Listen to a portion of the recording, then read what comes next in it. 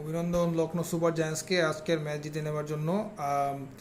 Mumbai Indians এইভাবে ম্যাচটি হেরে যাবে এটা আমরা আসলে ম্যাক্সিমামে হয়তো আশা করিনি।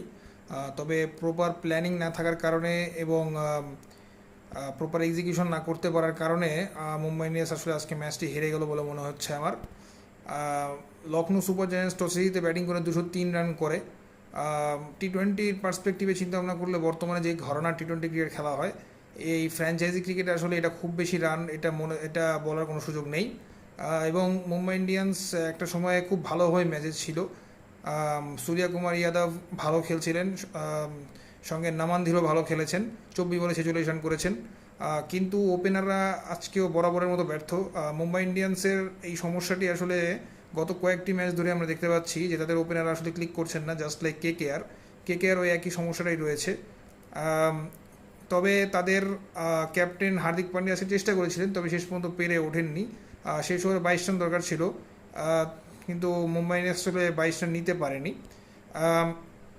আজকের ম্যাচটিতে আসলে লখনৌ সুপার জায়ান্টস একটু বেশি রান করতে পারতো হয়তো, যেটা তাদের খেলা দেখে মনে হয়েছে। তবে পরের দিকে তারা আসলে রান কম করতে পেরেছে, সেটার পেছনে মুম্বাই ইন্ডিয়ান্সের বোলারদেরকে আমি ক্রেডিট দেবো।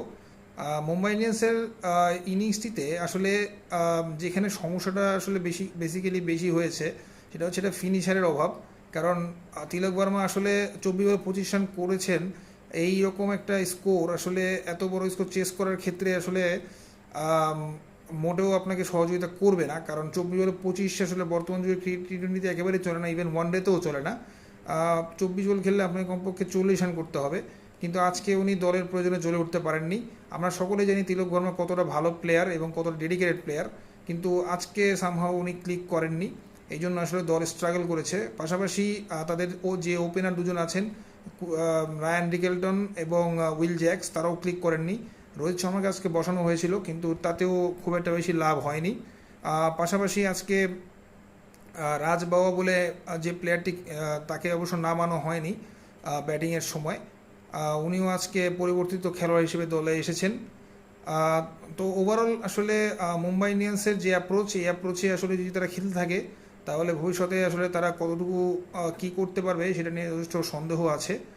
পাশাপাশি লখনৌ সুপার জায়ান্টস আজকে একটি অত্যন্ত ক্রুশিয়াল একটি ম্যাচ জিতলো। এই ম্যাচটি জিতে তারা যে কনফিডেন্সটা পেয়েছে সেটা ভবিষ্যতে তাদেরকে আরও ম্যাচ জিততে সহায়তা করবে বলে মনে করি।